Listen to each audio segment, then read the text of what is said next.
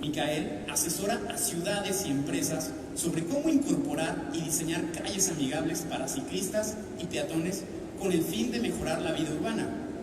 Es conocido por sus filosofías pioneras sobre la simplificación de la planificación urbana y sobre cómo las ciudades deberían ser diseñadas en vez de construidas.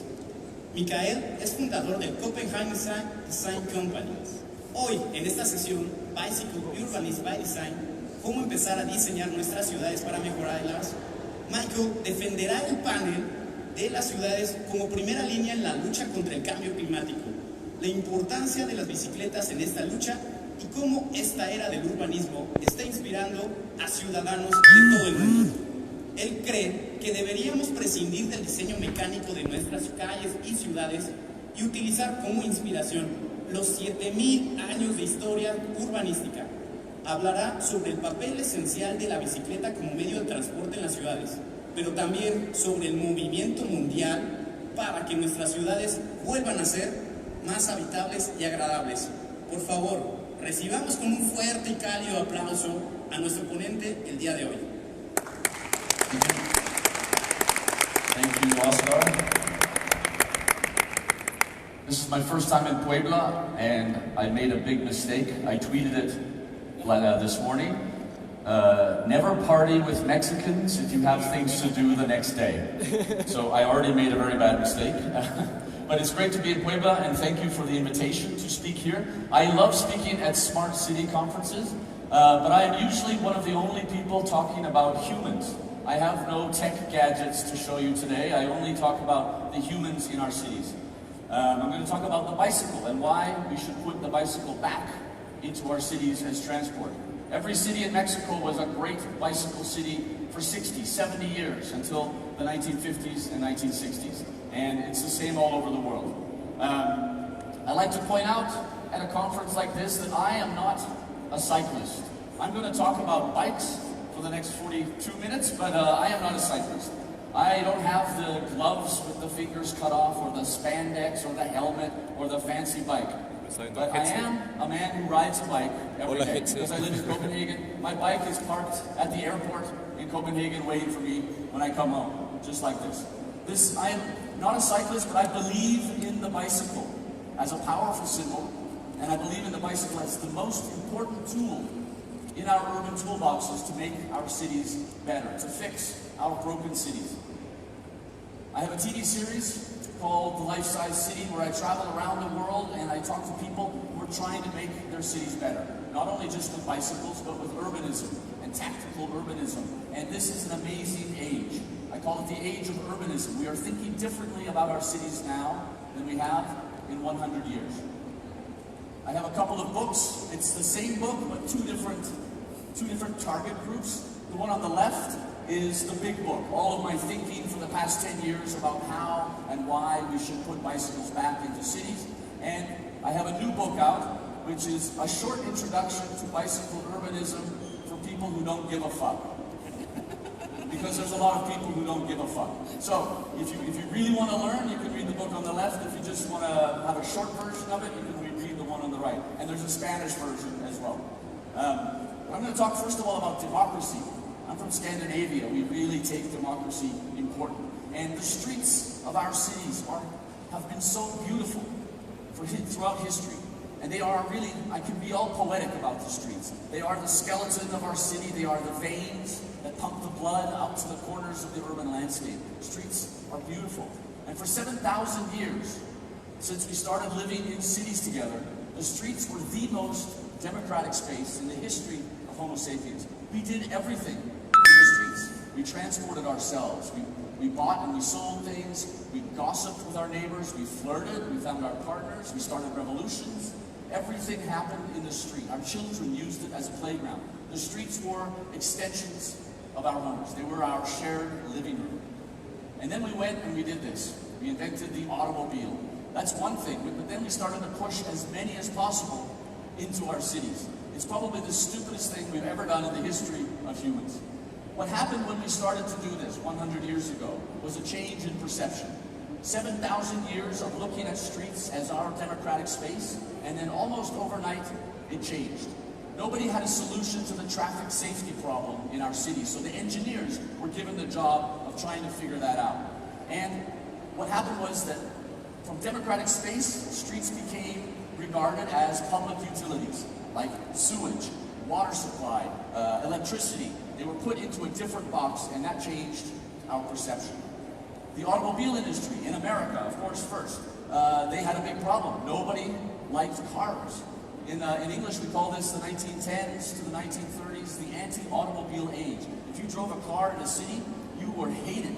If you hit a kid with your car, you could almost get lynched out of the car. It was a very fascinating time. But the automobile industry spent 20 years using marketing and spin and calling people names to change this perception that the streets were democratic space. In America, on the top left, they had Boy Scouts handing out flyers to people, saying, oh, you can't cross the street in the middle of the block. Now you have to go up to the corner and wait like sheep to cross the street. This is called jaywalking in American English. And the word jay was a negative word. It was name-calling the people who were doing this. But for 7,000 years, if I needed to go to the bakery to buy bread, I would just cross the street. Now I had to become a sheep up on the corners. And the playground that we all know from our childhood, this was invented by the automobile industry because the children playing in the streets was the last problem they had. So they invented the playground, and the parents could put the kids there, and then the coast was clear. The streets became the domain of the automobile. It took 20 years to change 7,000 years of perception, and we still are living with this problem today. But things are changing. The quote on the left is one of my favorite quotes. The mayor of Paris, the big city Paris, he said that the fact is that cars no longer have a place in the big cities of our time. That is crazy talk for some people, but this is happening. Mayors all over the world are saying things like this. In New York, in Vancouver, in Buenos Aires, all over the world. So we are moving towards a different paradigm shift, what I call back to the future. We're going back to a place where we were intelligent and rational about urban planning and transport in cities. My new favorite quote is from the vice mayor of Oslo. Just a couple months ago, she said, in a very short time, now it is unacceptable to smoke cigarettes inside in a restaurant. And she says, in a very short time, we're going to wonder why we ever let cars into our city. Driving a car in a city will be socially unacceptable. So this is happening. We have to change a lot of questions in the way that we think about cities, but one of the questions we have to change regarding transport is this one. For 70 years in traffic engineering in our cities, we've only asked one question of our traffic engineers, and that is, how many cars can we fit down a street? That's the only question. That's the entire education. How many cars? How can we push more cars down the street? Modern cities around the world are changing one word in this question. Now we are asking, how many people can we move down a street? We've invented so many cool things, trains and trams and buses and bikes and people walking in the city. When you change this question very simply, you think differently. The model I made at the bottom in Photoshop, it has 10 times the capacity for moving people down a city street than the model at the top that we just adopted from the Americans in the 1950s. 10 times. If we're serious about urbanization and intelligent transport, we know what to do. This is a short history of traffic engineering. For 7,000 years, we were rational. We gave our main transport forms a fast A to B. In 1900, the bicycle had appeared in cities as transport, public transport as well. We were still rational. 1920s, the car showed up. Still, we were rational. What you can see on the right is what it looks like in most cities today. We have given the car the fast A to B, and everybody else in the city, good luck. Good luck with that, walking around your city. It's like a video game sometimes, trying to walk or ride a bike in many cities. But this is what we need to do. That's the problem, the cartoon from Sweden. That's what it's like to walk around a very car-centric city.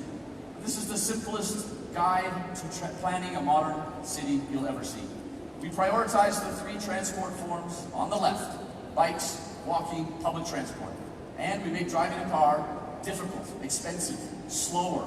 This is the only way to do it. All the campaigns in the world for ride a bike, it's good for you, they don't mean anything unless we're doing this. And this is what we see happening around the world. We know that the 3 transport forms on the left, we are intermodal. If my bike is flat in the morning, the tire, I walk out and I take a metro or a bus. and I walk. I still get to work 10 minutes late, not more than that. We can easily switch between our transport forms. This is traffic psychology. We don't use this enough in planning cities. We know that motorists are the last people to change their behavior, to change their mode of transport. It's not their fault. It is living in a bubble. You start to protect yourself in that bubble. So we know that we need to do the line on the right.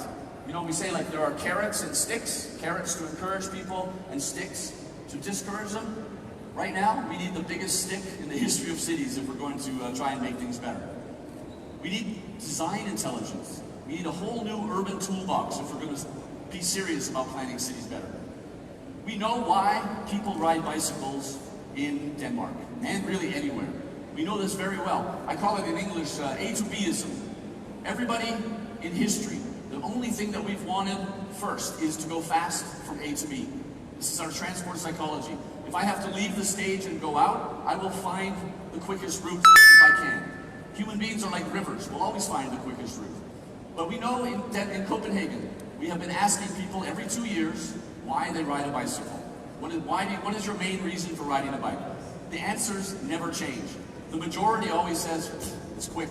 It's simply the fastest way from A to B for me in my city. That's it.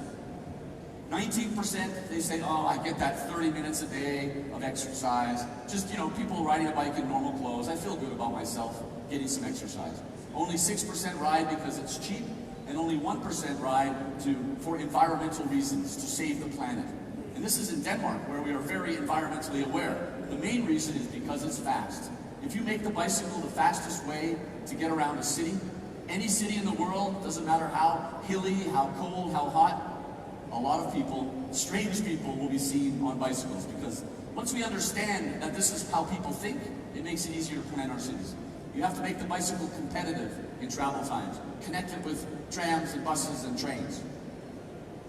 There's also a lot of arrogance in our cities. I call it the arrogance of space. And when we're standing at an intersection, sometimes it's hard to see, but when you go up and you look down on intersections all over the world, I took this photo in Paris, you see how much space there is for cars. And I put a filter on it, divide it up into square meters, and you can see that ocean of red.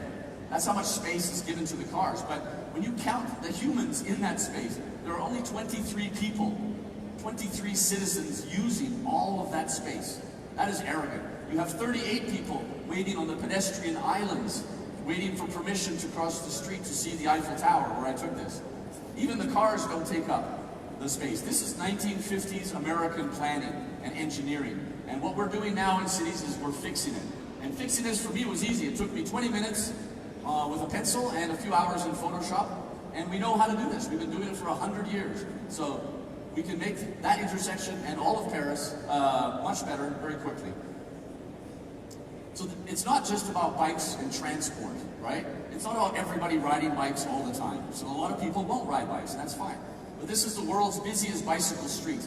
And we redesigned the street in Copenhagen. We made it we had very wide cycle tracks, 4 meters on either side for bikes. This is one light cycle. This is like every 2 minutes you have 100 people in the morning rush hour. But we made only 1 car lane here and 1 car lane here, and we widened the sidewalks as well. We did this to make it more effective for transport. This is the world's busiest bicycle street. 42,000 bikes a day on this street. But then we have unexpected benefits. What happened on this street, not even the city of Copenhagen was ready for it. They didn't see it coming. So everything was good. Whoops, sorry. You have an increase of pedestrians of 165% because we got rid of like 6,000 cars in the morning. We also made this entire street here is no through traffic for cars. So cars can go up it, but they have to take a detour, just like what I showed you before. So going on bike or by bus, you just go straight to the city. So an increase of pedestrians. Then we also had 60% increase in bikes, so that was cool. We had the number of cars dropped by 57%, which is much better for the air quality in that neighborhood and for the feeling of being safe. There were fewer cars and they were going slower. We had only a 5% increase of bus because this was already Northern Europe's busiest bus route, so that was okay. But what happened here, nobody expected it. was a 1,400% increase in people stopping on this bridge. It's a beautiful spot in Copenhagen, but nobody ever stopped there. And all of a sudden people are stopping and getting some beers and some pizzas and some music. And you have like people watching all the people go home on bikes, and the people on the bikes are looking at all the people on the street. It was where we created a destination simply because we improved our transport. So it's not just about bikes, it's also improving citizens' lives in cities. And you can see that the number of people going down that street increased to 97,000. So we got more people down the street and fewer cars. We have to talk about design. We've been letting traffic engineers control our streets for too long. We need to think about design, because design is a human-to-human process. Whatever team made our smartphones, or whatever team made this clicker, there were humans thinking about this guy here today in Puebla, hoping that it would be easy to use. I could go forward, I could go back. You know, that was a human hoping that the human on the other end was going to have a good experience. Traffic engineering is mathematical models. It is not looking at humans, it's looking at numbers, basically. So we have to think about design. And why don't we design our streets like we design everything else in our lives? Our toaster, our smartphone, this clicker, our televisions. If we did that, we would be thinking very differently about it. I like to compare infrastructure sometimes to chairs. We have thousands and thousands of years of chair design. We love to design chairs and to interpret chairs. And we can see crazy stuff like this and say, yeah, no, I don't care. None of us have 4 of these in our dining room table, right? No, we don't buy these to invite our guests to sit on, right? Because they're just like weird things, right? Oh, it's an octopus, but it's a chair. But what we need to do is compare chairs to bicycle infrastructure. So maybe this kind of chair is the cycling map of Puebla. Maybe it kind of works. The man is showing us, oh, it works, get out there and ride your bikes, but it's kind of broken. It doesn't connect up in a network. There's a lot of sharp edges, so you're probably going to get hurt because it's such a bad design. None of us have these in our living room for our guests. All people want is a chair. I mean, what did you all do when you came in here today? You found a seat, and you sat down and waited for me to talk. You didn't have to walk around the chair. Interesting design. You didn't have to interpret the chair, wondering what the designer was thinking, or find the on button. Or you didn't have to worry about the chair disappearing from under you in the middle of my talk. You just sat down. It was easy and intuitive. Imagine if walking or cycling in a city was as easy and intuitive as sitting down in a chair. It's possible. It's happening all over the world. We know how to design it. Good design also improves behavior. If you want to complain, you can never complain about cyclists breaking the law when you have not given them bicycle infrastructure. Well-designed, intelligent bicycle infrastructure. In Denmark, this is what it looks like at a red light. Everybody's just waiting for the green light, you know, because we get there faster by bike. We're safe, we're protected from the cars. So we don't need to, you know, live on the edge and try and survive on the mean streets of a city. Design improves human behavior. Design for bicycles, and you eliminate the bad behavior that you might not like. We have to use human observation. We have to study humans, anthropology, sociology. We're not using that enough either. I have been filming intersections since 2012 for 12 hours, and I studied with anthropologists how all the humans are using that intersection, on bikes or as pedestrians. I think I've stared at 106,000 cyclists in 5 cities. And you see amazing things. Nobody's ever done this. I was looking for research about bicycle behavior throughout history. I've never found anything interesting. The bicycle was just normal for us all over the world. It was like our vacuum cleaner. We just had it. It was a tool. We didn't bother studying it. You know, there are no vacuum cleaning studies, probably somewhere, but not very many. So I just stare at these people and I try and figure out how they're using these car-centric intersections, how we can make it better, how can we think out of the box. And in doing that, I gather data and I change the conversation. Even in Copenhagen, oh, those damn cyclists, you know. And we know that after studying this, that only 6 or 7% of people riding bikes in Copenhagen will break a Danish traffic law. And generally they will do it without any drama. They will take care of the pedestrians, but they will maybe just deviate from the laws. With good infrastructure, you eliminate the bad behavior. We have to do the math. It's really interesting how so many cities in the Americas don't really take data seriously. and we do in Copenhagen. It's really the city in the world that gathers the most data about everything in the city. We know with very good detail that 42% of everybody arriving in the city of Copenhagen to go to work or education are arriving on a bike. We're one of the richest cities in the world. This is not the poor people or the hipsters or whatever. This is everybody. 67% of our politicians arrive at the national parliament on bike. It's the fastest way from A to B. But if you live in the city of Copenhagen, 63% of the population ride a bike every day. And we have a cold winter, so 75% continue to ride all winter. We've been counting cyclists since 1970. We do it because it helps prove a point. Are we doing it well, right? The data will always help you figure that out. It also convinces the skeptics. In our city government, the right wing, they will never vote no to bicycle infrastructure because we have data. We can prove the business model. You cannot argue with the data once you have it. And it helps you plan for the future as well. So gathering data is so important. We know exactly why we do things in Denmark, in Holland as well. We know that we can move in a car lane, universal, Mexico, Copenhagen, Japan, doesn't matter. We can move about 1,300 cars per hour in a car lane. That's probably 1,300 people, right? Usually one person in a car. We know that with best practice bicycle infrastructure, we can move 5,900 people per hour. And then you add buses and trams, you can do the math. We did the math. We know how to efficiently move lots of people through our city. And we have so many benefits when we do this as well. It's really a business model. There's no ideology like, let's all ride bikes. No, we're Danish, we're very pragmatic. We just do stuff if it makes sense. We don't talk about it, we just prove it and do it. So, since in the past 10 years or so, the city of Copenhagen has spent 286 million euros on bicycle infrastructure. New bridges for bikes over the harbor, amazing investment. And a lot of people they say, oh my God, that is a lot of money. Wow, we have to spend that money to make Puebla bicycle friendly. Oh my God.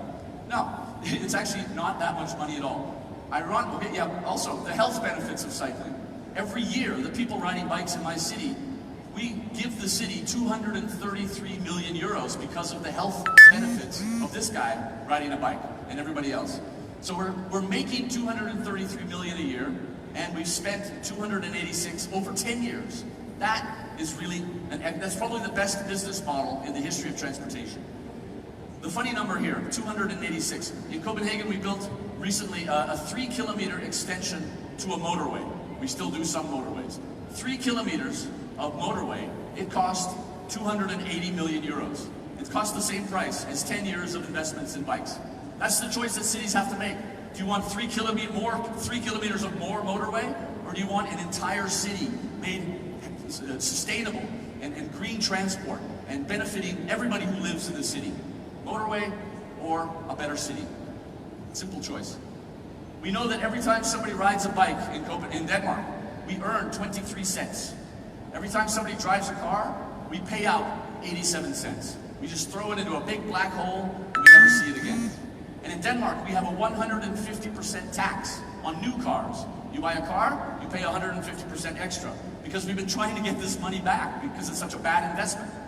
So you don't have that tax in Mexico. So that number, that's going to be like double easily. It's going to be even worse, right? So we do this because it makes sense. These numbers are from a cost-benefit analysis. People who ride bikes like me, we're going to live 7 years longer on average. We're going to be living stronger. I'm not going to be very ill. I won't have to call in sick to my boss because I'm just riding a bike every day. So I'm going to be stronger on the workforce. The funny thing is that I will also hopefully die quickly. This is the goal for our society. Live long, live strong, get out. You know, I don't want my citizens paying for Michael in the hospital in the last months of his life. Oh, dude, Jesus, you should have rode a bike, you know. I take my fellow citizens seriously. I don't want them to spend money on me when I have good choices to make. So yeah, and also time lost in traffic. That is how we get to these numbers. So, technology. This is a Smart City Conference. We talk about tech all the time, but we really have to be very rational about how we apply technology to transport in cities. I don't think, a lot of people that I know, that tech is going to save the world, man. No, it won't. But if we use tech intelligently, where it works best, then we're going to have some success. So we need a tech tailwind. You always want a tailwind when you're on a bike. You want the wind to help you push. But we don't need the tech hurricane that they're trying to sell us. We have some simple tech solutions, right, in Copenhagen. We have the green wave. On all the main streets leading to the city center, the traffic lights are coordinated for 20 kilometers per hour for people on bikes. Because the last thing you want to do on a bike is stop, right? You have to understand the transport psychology of the machine. The last thing you want to do is stop. You want to keep your momentum going. So by designing the traffic lights this way, you never stop. You just sail into the city center because the lights are coordinated for you. Thousands and thousands of people doing it every day. We also have sensors for bad weather. So if there is a bike crossing, there's a sensor in some places in Denmark and Holland. So it knows if it's cold, and if it's raining or if it's snowing, and it will give you 3 or 4 times more crossings on bikes than the cars have. They're sitting there with their heater on, right? So this helps you get home. Another little tech tailwind. Some of the design things that we need to make cities smarter is very simple. Like, why do cars not have sliding doors? Why do we have doors that open out? We know how to design cars with sliding doors. Every minivan has one. Why is this not standard? A lot of people would avoid getting hit by a door if we just simply made sliding doors. Super simple.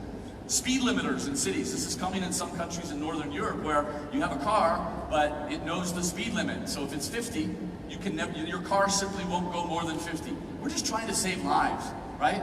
1.2 million people a year are killed in car crashes, right? Mexico has a really bad statistic. Brazil, America, even the European Union. You know, we're losing, it's like a 9/11 every single month for the past 60 years. That's really the death rate in cars, but we're not doing anything about it. It's just like, oh, that's acceptable. People die in cars, man. But then we go to war on terror, right? And put all of our money into that.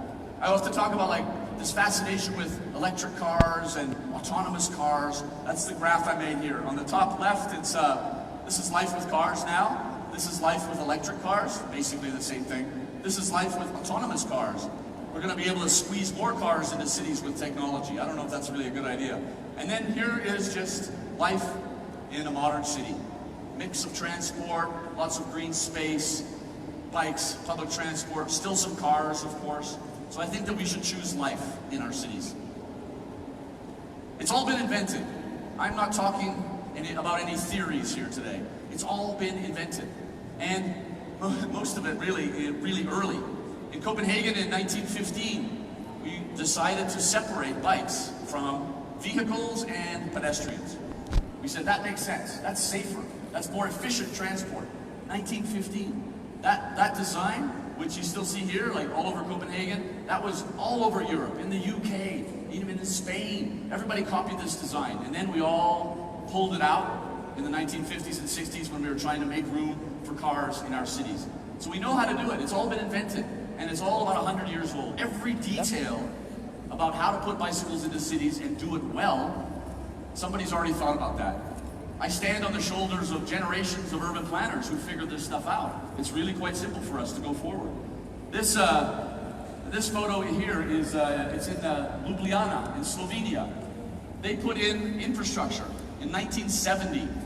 They said, we want more people on bikes. This is really early, 1970, in the middle of the car age.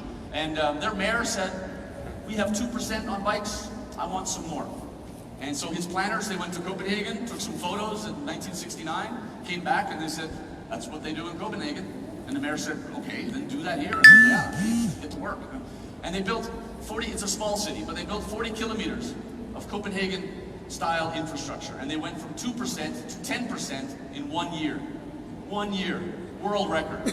Now we're seeing this happening all over the world. What's interesting to consider is when I travel, I see weird attempts to plan bicycle infrastructure. I see really strange stuff out there. The wrong people have been given the job to design for bikes. People who don't know anything about bikes, don't ride a bike, don't care about bikes, are employed to design for bikes. It doesn't make any sense at all. You're never going to ask me to make you Mexican food, because that will fail miserably. You're going to ask a Mexican, right? You're going to ask somebody who knows what to do, right? But this, in Copenhagen, in Denmark, over 100 years, we have boiled everything down to something very, very simple. There are only 4 types of bicycle infrastructure in Denmark. One of these types fits every street in the Danish kingdom, and it fits every street in every city in the world. There's no infrastructure, for example. It's a slow residential street. Actually, I have the easiest job in the world. If somebody says, Michael, we need infrastructure for bikes on this street, I ask 2 questions.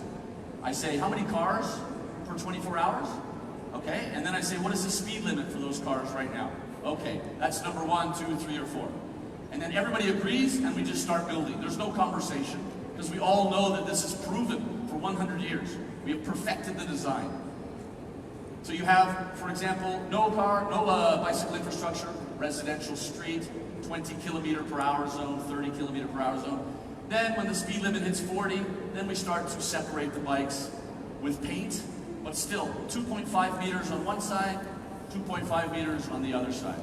When the speed limit hits 50 or 60, then we start to separate, hard separation with a curb. And some places like here in Puebla, you have like the hard separation as well. That's what you do when the cars start going 50 or 60. When the cars hit 70, you don't put the bikes anywhere near cars going 60, 70 kilometers per hour. And motorway speeds, oh my God. You separate the bikes, you get them as far away from the motorway. All the motorways leading to the city of Copenhagen have amazing bicycle infrastructure on both sides. But we are separated by trees and plants from the cars driving very, very fast. It's really all been figured out. And copy-pasting this.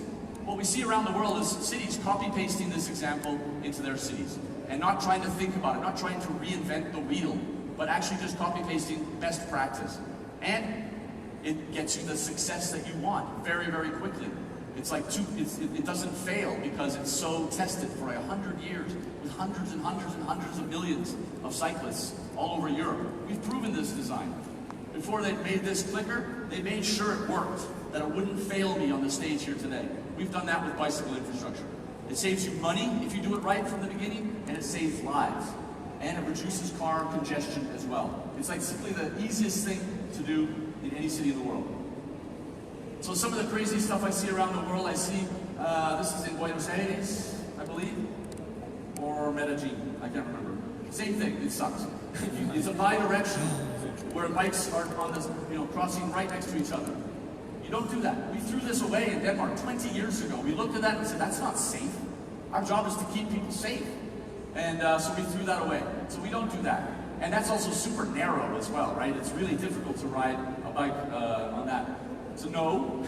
Another one that they do a lot in the United States, in Canada, is this one, putting the bikes in the door zone.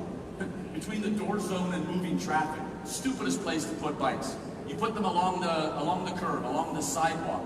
Because in our thinking, this is a thing that all of the Americans needs to know. I mean, bicycles are not cars. We don't act like motorists in our traffic psychology. In Denmark and the Netherlands, we know that bikes are just fast-moving pedestrians. So we take care of them like we do with pedestrians. That changes the way you think about planning for bicycles in a city. So we don't put bicycles in the most dangerous part of the road. Because there's only one person in most cars, they're all getting out of their car. Door zone, moving traffic, it's a recipe for disaster, so no way. Then you see some cities like in Washington and Barcelona where they put the bike lanes down the middle of the street. This is the stupidest thing I've ever seen. And I've seen stupid shit, believe me. And I know in Puebla, sorry. I did some calculations on the plane coming over here. I lived your ciclovías elevadas. It is literally the most expensive bicycle infrastructure mistake in the world. The world has never seen such a waste of money on bicycle infrastructure.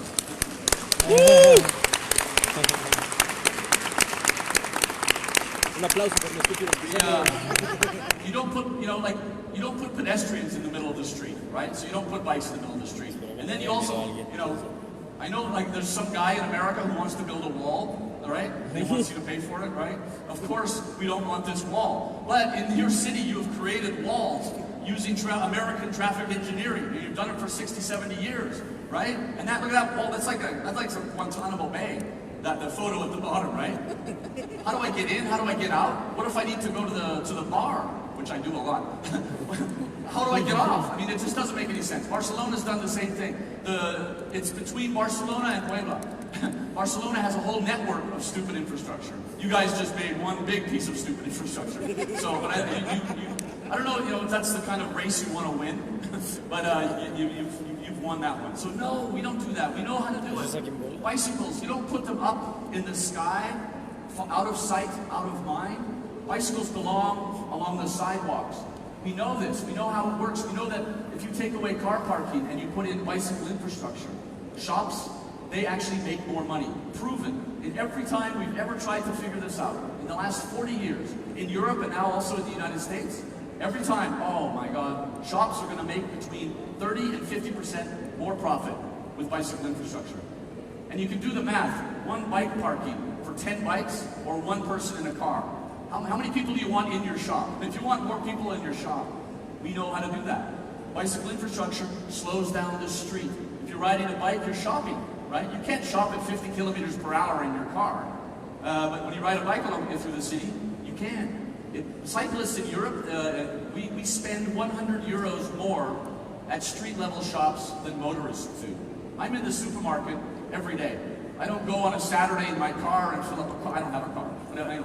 I don't fill up my car on Saturdays and then shop for the week.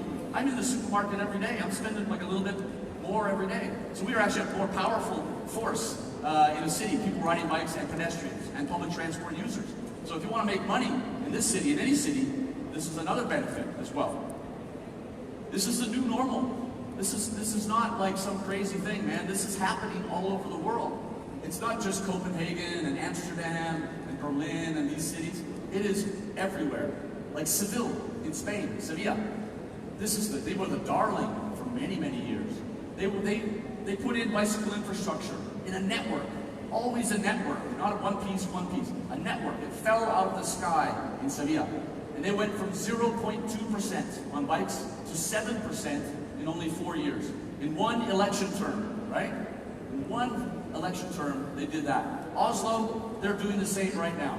They're building 140 kilometers of bicycle infrastructure. They're making their city center in Oslo free of private cars. You can't drive into the city center. You have to get there somehow in another way. Public transport, bikes, whatever.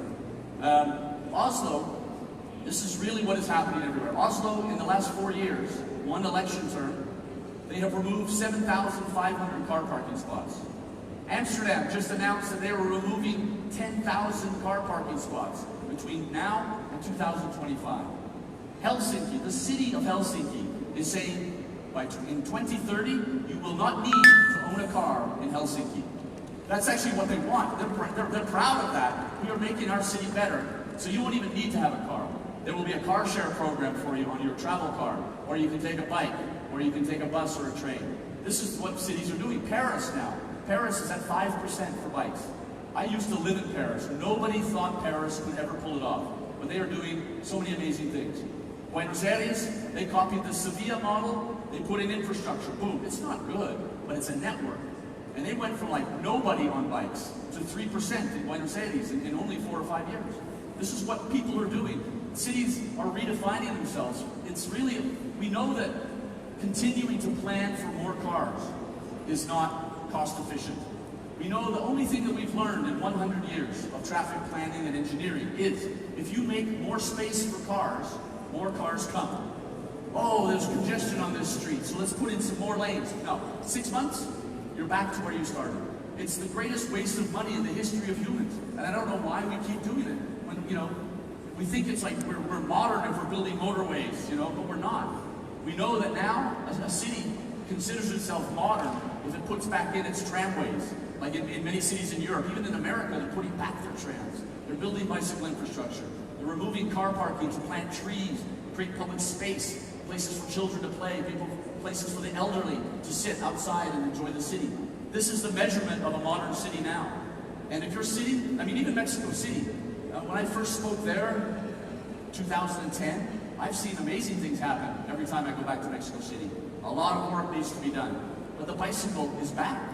And they understand, in Mexico City and in all of these other cities, they understand how to do it. And the importance of it. It's not ideology. We're trying to save lives. We're trying to fix broken cities. And this is the way we do it. So if your city's not doing this kind of stuff, it's getting embarrassing. It's getting a little bit awkward to go to cities that are not actively trying to make their cities better and using tech intelligently, you know? It's getting awkward. And it's weird cities. I mean, I designed the bicycle infrastructure in a town you've never heard of, in Tatarstan, in Russia. In the middle of Russia, there's one mayor who's in this small city, and he went, I get it. Urbanism is the way forward. And so he let us transform his entire city. There was nobody on bikes, and we designed an entire network.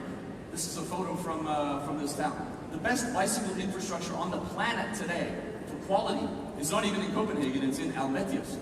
And the goal for us is that 10% will ride bikes in 5 years. And we have one more year left, and they're already at 8%.